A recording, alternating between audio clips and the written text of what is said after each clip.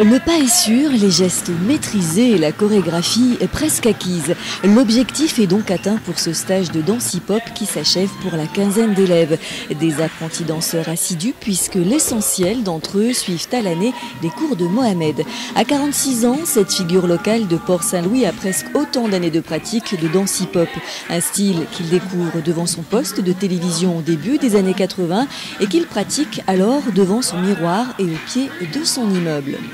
À Port-Saint-Louis, bon, moi avec ma famille qui habitait au Vauban, devant le bâtiment 12, les grands mettaient leur voiture et le son à fond et du coup moi je dansais là.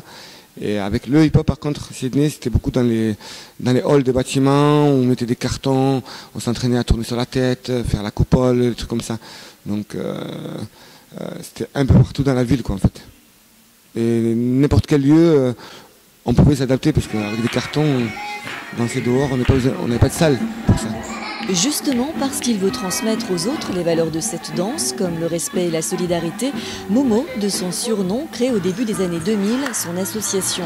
Au départ, ils sont moins d'une dizaine, aujourd'hui plus d'une centaine de personnes, et toutes mettent en avant la pédagogie de leurs professeurs. Par contre, il n'aime pas la moquerie, c'est pas bien de se moquer des élèves, mais ils sont en train d'apprendre comme nous.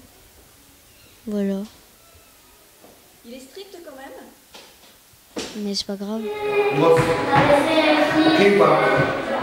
Des fois, quand on travaille pas, il est strict, ce qui est normal. Mais sinon, il aime bien rigoler, il rigole avec nous. Mohamed n'oublie pas en effet pour autant que ses élèves sont aussi là pour s'amuser et c'est sur scène que ces danseurs en herbe prennent le plus de plaisir. Présents sur la plupart des événements de la ville, ils se sont dernièrement produits lors du spectacle, du marché de Noël ou encore sur le Téléthon, des performances à découvrir prochainement lors du carnaval ou encore au festival de la Camargue.